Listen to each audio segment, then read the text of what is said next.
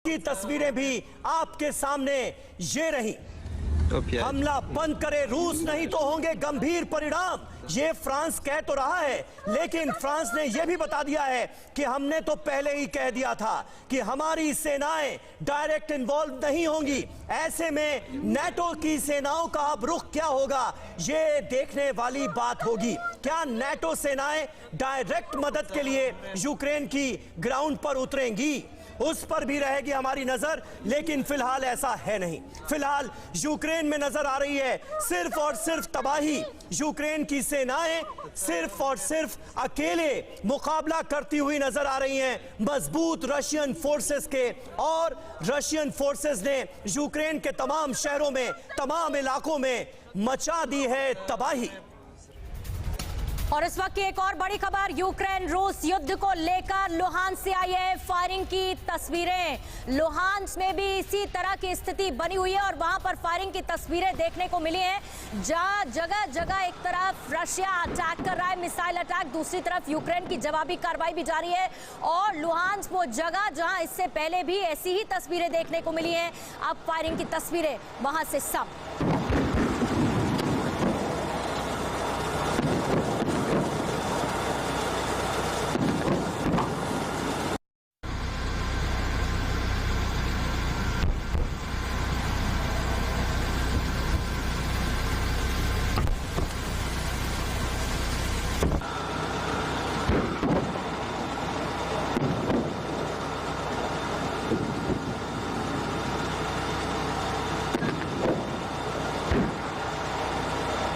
हम आपको दिखा रहे हैं लुहांस से तस्वीरें जहां पर फायरिंग हो रही है, अंडर अटैक है यूक्रेन, रूस की तरफ से लगातार हमला किया जा रहा है। और लुहांस से ये फायरिंग की तस्वीरें भी देखने को मिली हैं। जगह जगह ऐसे विजुअल्स नजर आ रहे हैं, चाहे एयर स्पेस की बात करें, वहां पर एयर ट्रैफिक जाम है। सड़कों पर अगर आप बात करेंगे, दौड़ती गाड़ियां इस वक्त नजर आ रही हैं। साथ ही कीव एयरपोर्ट पर भी लंबी कतारें लगी हुई है। कीव एयरपोर्ट, उसके पास भी धमाके की तस्वीरें देखने को मिली थी और लुहांस से ये फायरिंग की तस्वीरें हैं। इस वक्त यूक्रेन में जगह जगह धमाके और फायरिंग हो रही है।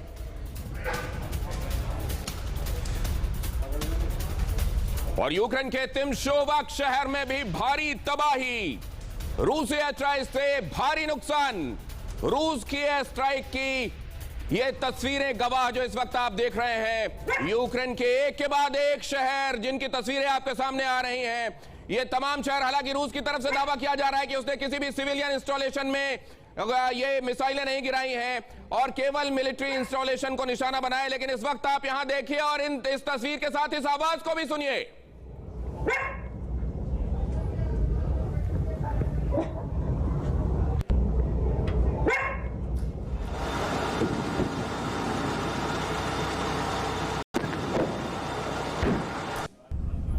और आसपास जहां से भी ये तस्वीरें आपको दिखाई जा रही हैं, वहां आसपास रोते बिलखते सिसकते लोगों की आवाज आ रही है, या आसपास इस तरह से खतरे को आगाह करता हुआ, खतरों से आगाह करता हुआ लोगों को सुरक्षित जगहों पर चले जाने के लिए, बंकर्स में चले जाने के लिए आगाह करता हुआ सायरन सुनाई दे रहा है। और इस वक्त आप देख रहे हैं ये दो तस्वीरें, यूक्रेन के अलग अलग शहर और उनमें बरपी ये तबाही।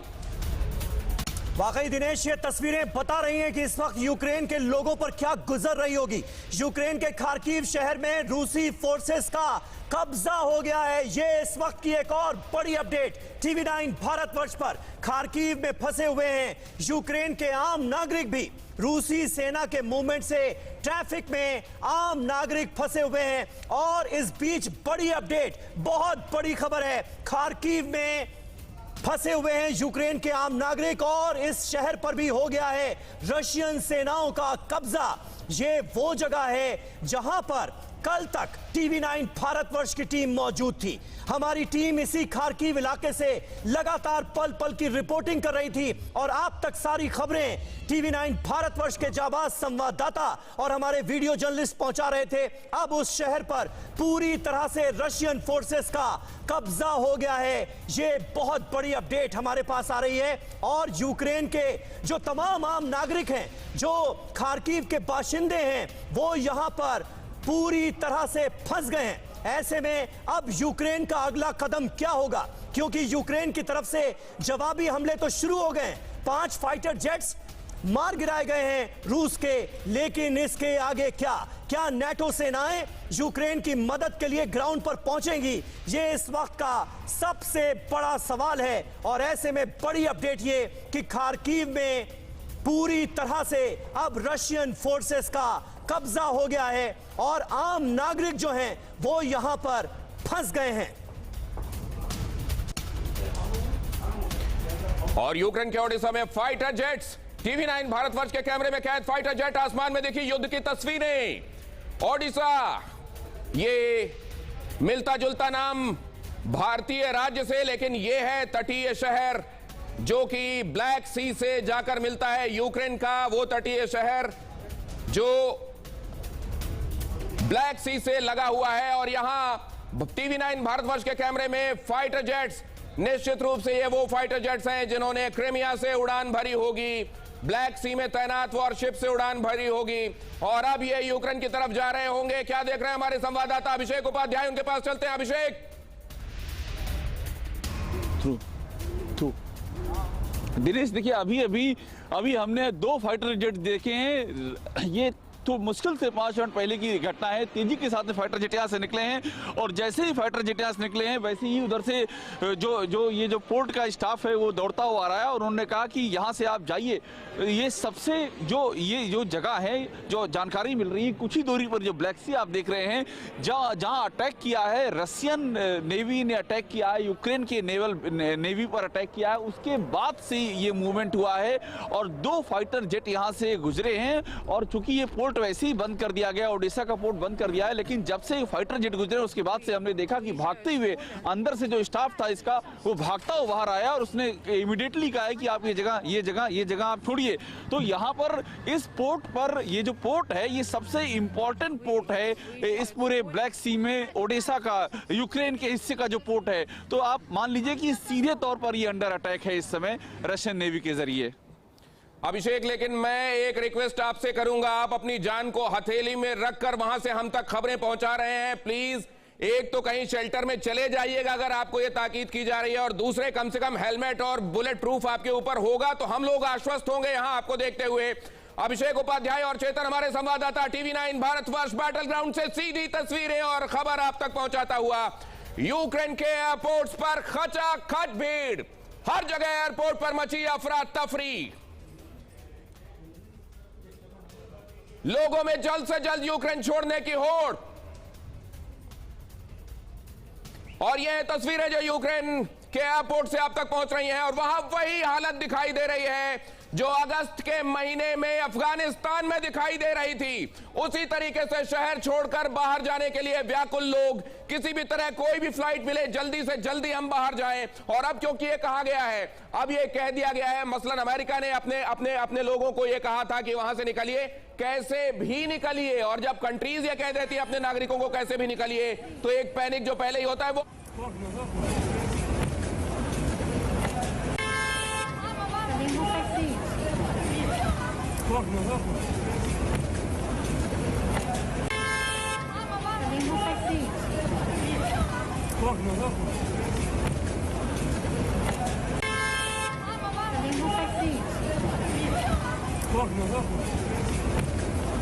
इस वक्त आप ये 2 तस्वीरें देख रहे हैं।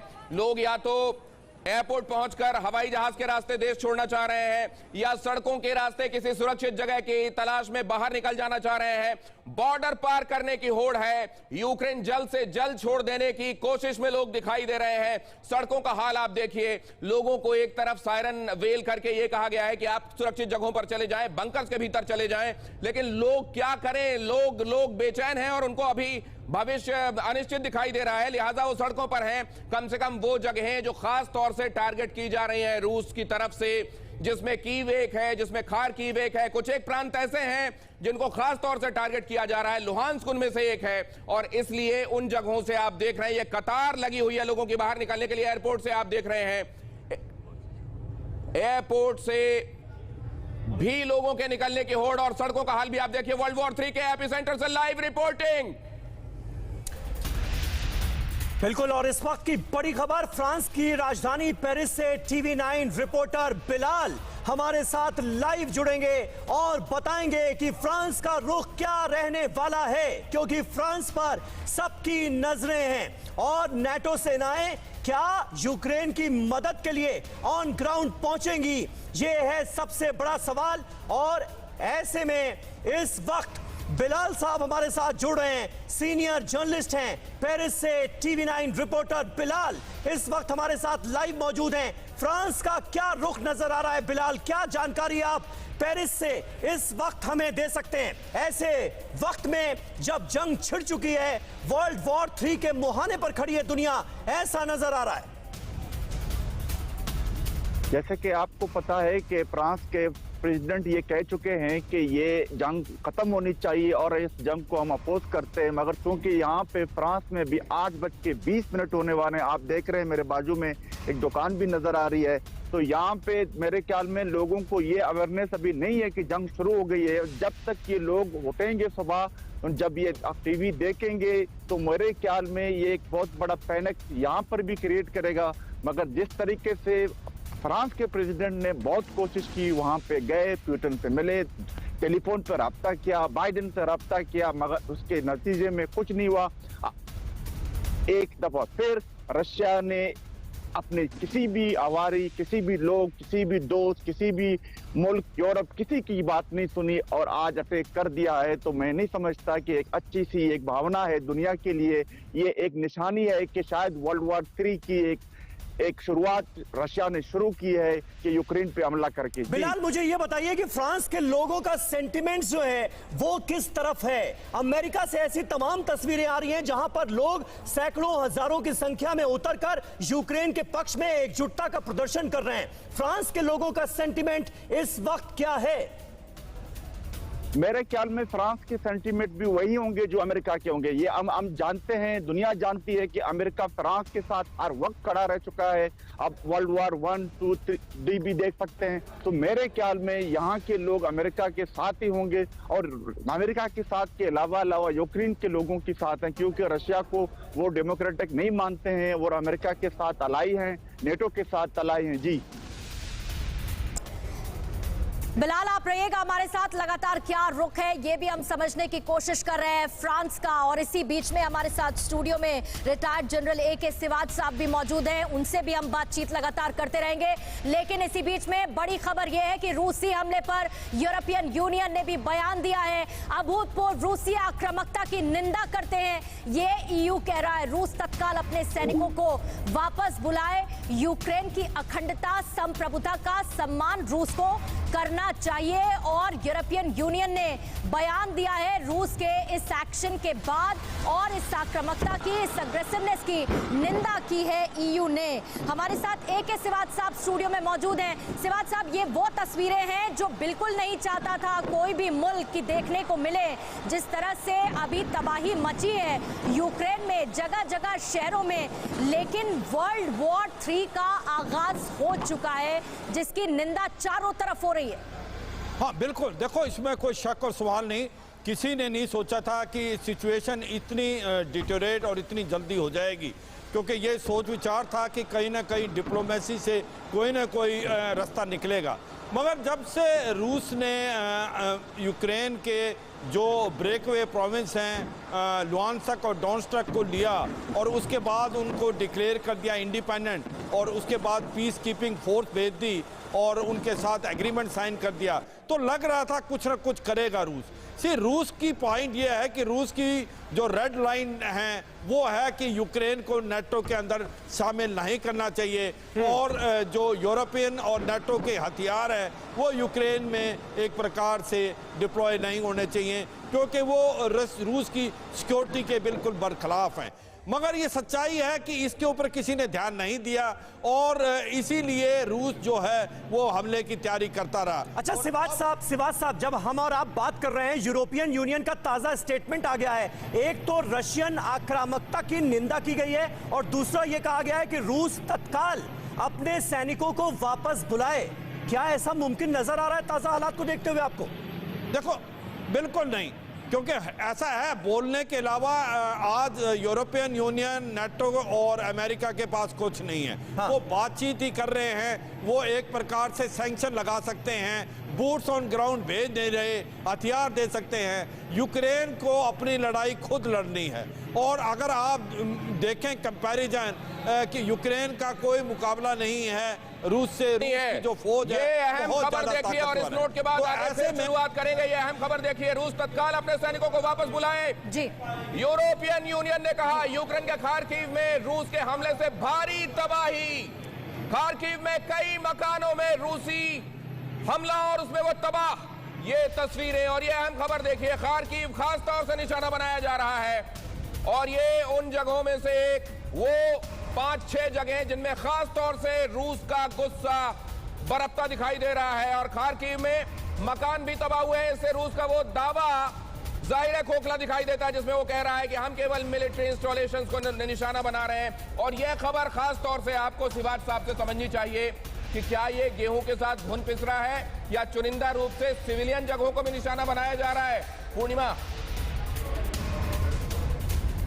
बिल्कुल, अश्वनी सिवाज साहब हमारे साथ मौजूद हैं। सिवाज साहब, ये बताइए कि युद्ध के कोई नियम कायदे हैं या नहीं हैं? तमाम तरह के प्रतिबंधों को दरकिनार करते हुए रशिया की तरफ से न सिर्फ यूक्रेन पर अटैक किया गया है, बल्कि अब तो हद ही हो गई। जो रिहायशी इलाके हैं उन्हें भी निशाना बनाया जा रहा है और आम लोगों की जान ली जा रही है।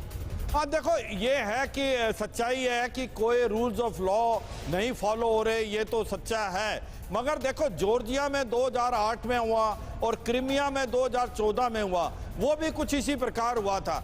सच्चाई ये है कि क्या आज यूरोपियन यूनियन और नाटो कंट्री इकट्ठे हैं? क्या अमेरिका की एक लीडरशिप स्ट्रांग है?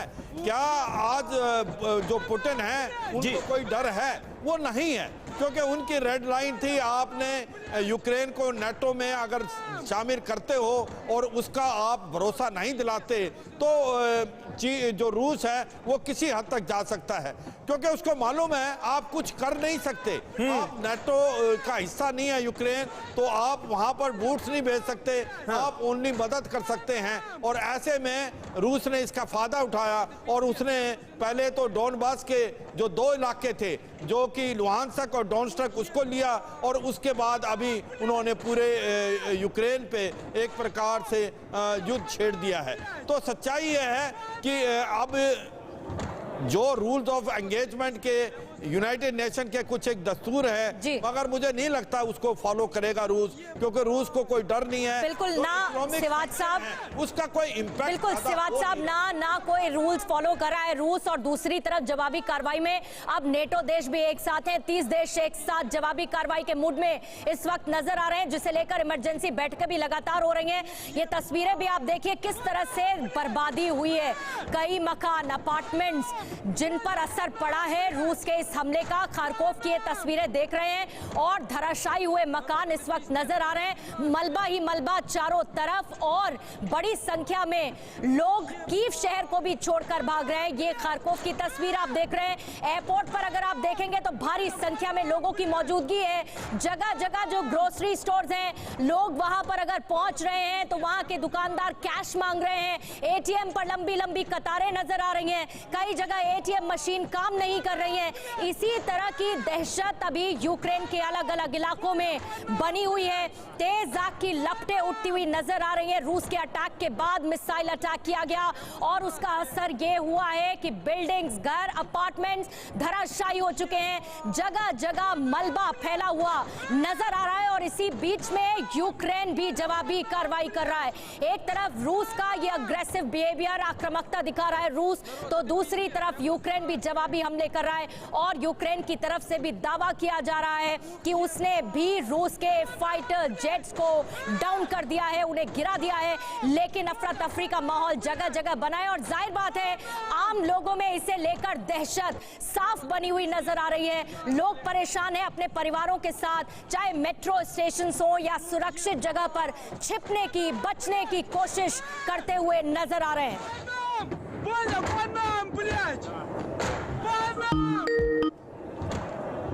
Народ, कई मकान इस वक्त बर्बाद हो चुके हैं। लगातार तस्वीरें हम आपको दिखा रहे हैं। सिवात साहब, ये जो कोलैटरल डैमेज है ये युद्ध की विभीषिका को साफ तौर पर दर्शाता है। लेकिन बड़ी बात यह है कि रूस अब भी ये दावा कर रहा है कि जो सिविलियंस हैं उन पर अटैक नहीं कर रहा है। वो जो मिलिट्री बेस हैं सिर्फ उन्हें ही निशाना बनाने के लिए रूस ने इसकी शुरुआत की। सिवात सर, देखो ये तो बिल्कुल ठीक बात कह रहे हो आप कि सच्चाई ये है कि जो रूस कह रहा है वो सच है कि जो मिलिट्री इंस्टॉलेशन हैं और मिलिट्री कंटोनमेंट्स हैं उन्हीं पर ही हमला किया जा रहा है। मगर ये भी सच्चाई है, यूक्रेन से जो रिपोर्ट आ रही हैं वो उसमें कुछ सिविलियन कैजुअल्टी हुई हैं। तो या तो वो कोलैटरल डैमेज हुआ है या कहीं ना कहीं सिविलियन इलाके पे एक प्रकार से हमला हुआ है। मगर सच्चाई यह है कि मुझे लगता नहीं कि यूक्रेन के अंदर इतनी काबिलियत और क्षमता है उसकी फौज को कि वो रूस का मुकाबला कर पाएगी ज़्यादा टाइम, क्योंकि जो कंपैरिजन नहीं है। रूस की जो फौज है वो 10 गुना ज़्यादा है, उसके टैंक 6 गुना ज़्यादा है, उसके एयरक्राफ्ट कम से कम 8 गुना ज़्यादा हैं और उसके जो ट्रुप्स हैं वो भी। सिवात साहब, जरा ये भी समझाइए, ये जो तस्वीरें देखने को मिल रही हैं और लगातार नेटो देश इंक्लूडिंग अमेरिका ये कह रहा है वो यूक्रेन के साथ है। जाहिर बात है वो अपने सैनिक नहीं भेज रहा, हथियार मुहैया करवा रहा है, बाकी जरूरी साजो सामान युद्ध के लेकर वो मुहैया करवा रहा है। लेकिन अगर आप इन बड़े देशों की बात करेंगे तो क्या वाकई में इस बात से फर्क पड़ता है कि यूक्रेन में किस तरह की तबाही मच रही है? ये लगातार हम कह रहे हैं एक तरह का पावर गेम नजर आ रहा है। कौन किससे ज्यादा बड़ा, कौन किससे ज्यादा पावरफुल? हाँ बिल्कुल, मुझे तो लगता है यूक्रेन एक बलि का बकरा बन गया है, क्योंकि ये लड़ाई है अमेरिका। सिवात साहब यहां पर आपको रोकना चाहेंगे, माफ कीजिएगा, लेकिन ये खबर आ रही है कि अगले 24 घंटे में रूस की तबाही तय है। 24 घंटे में बहुत बड़ा फैसला ले सकता है नेटो। यूक्रेन की मदद के लिए नेटो के सभी मुल्क तैयार हैं। यूक्रेन की मदद के लिए नेटो देशों के बीच आपस में चर्चा हुई है और 24 घंटे के भीतर यूक्रेन बन सकता है नेटो का मेंबर। ये एक बहुत बड़ी खबर है, क्योंकि इसी को लेकर सारा बवाल शुरू हुआ कि नेटो का एक्सपेंशन होगा या नहीं होगा, यूक्रेन को इसमें शामिल किया जाएगा या नहीं किया जाएगा। यही था वो ट्रिगर पॉइंट जिसके बाद पुतिन भड़के, रशिया भड़का और हालात देखिए यहां तक पहुंच गए हैं कि सीधे अब वॉर हो रही है। लेकिन अब नेटो मुल्क ये तय करते हुए नजर आ रहे हैं कि अगले 24 घंटे में रूस के ऊपर बहुत बड़ा अटैक किया जा सकता है और अगर ऐसा होता है तो निश्चित तौर पर थर्ड वर्ल्ड वॉर की जो आशंका है वो और ज्यादा प्रबल होती हुई नजर आएगी। 24 घंटे में यूक्रेन की नेटो की मेंबरशिप पर फैसला लिया जा सकता है। अश्विनी सिवात साहब, ये बहुत बड़ी खबर है और अगर ऐसा हुआ तब तो नेटो सेनाओं और रशिया के बीच डायरेक्ट जंग तय है। अब बिल्कुल देखो, पलटा ही बदल जाएगा। अगर यूक्रेन को नेटो का हिस्सा बना लिया जाएगा तो फिर नेटो की जिम्मेवारी है उसकी प्रोटेक्शन करना, अपने बूट्स ग्राउंड पे भेजना। फिर तो लड़ाई होगी नेटो वर्सेस रशिया और रशिया को मदद करेगा चीन। तो मुझे लगता है अगर नेटो क्या यूक्रेन को हिस्सा बना दिया जाता है तो पूरा सीन नहीं। सिवात साहब, ये आप बड़ी बात कह रहे हैं आप कि अगर नेटो हमला करता है तो रशिया के साथ खड़ा हो जाएगा चीन। रशिया और चीन एक प्लेटफॉर्म पर आकर नेटो सेनाओं का मुकाबला करेंगे। ये बहुत बड़ी बात आपने कही, क्योंकि चीन जो है वो अभी तक ना इधर ना उधर वाली स्थिति में नजर आ रहा है। नहीं, बिल्कुल देखो, अगर यूक्रेन को नाटो का हिस्सा बना लिया जाता है हाँ। तो वाकई नाटो की सारी कंट्रियां, उनकी जिम्मेवारी है कि यूक्रेन की मदद करे। ऐसे में लगता है हो सकता है रूस के साथ चीन खुल के आ जाए। और ये सच्चाई है आपने जो बताया कि एक ये थर्ड वर्ल्ड वॉर की एक प्रकार से शुरुआत हो सकती है, क्योंकि काफी देश इसके अंदर इन्वॉल्व होंगे और ऐसा भी लगता है आने वाले समय में स्पाइरल आउट ऑफ कंट्रोल हो सकती है। लेकिन सिवात साहब, लड़ाई शुरू करना आसान है,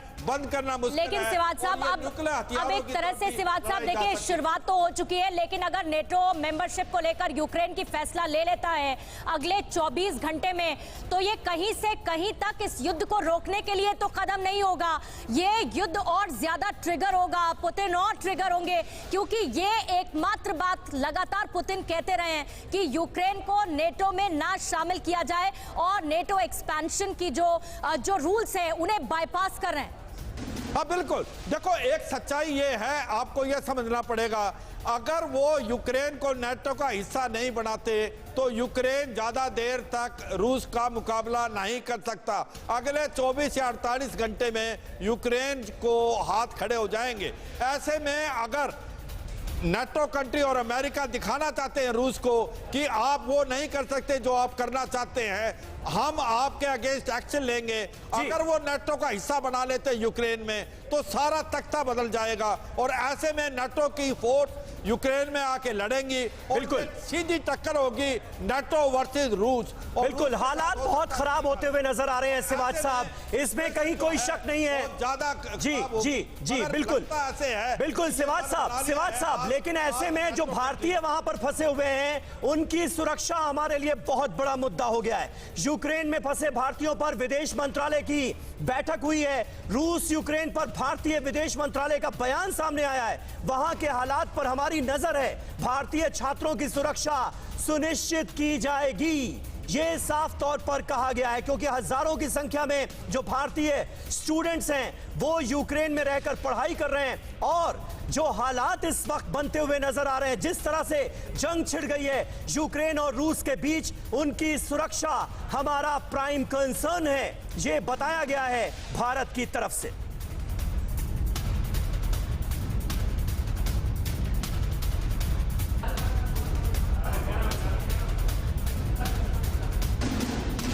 और इस वक्त यूक्रेन से एक भारतीय छात्र अरविंद नागर हमारे साथ जुड़ रहे हैं। अरविंद, सबसे पहले मैं आपसे जानना चाहूंगा किस जगह पर आप इस वक्त मौजूद हैं, वहां पर किस तरह के हालात हैं, आप और आपके तमाम साथी पूरी तरह से सुरक्षित हैं? तो सर अभी मैं यूक्रेन के टर्नोपिल इलाके में हूँ और यहाँ पे अभी सुबह से ही करीब 6 साढ़े 6 बजे से ही सायरन बज रहा था, तभी उसी से हम उठे और सभी मतलब खाने का सामान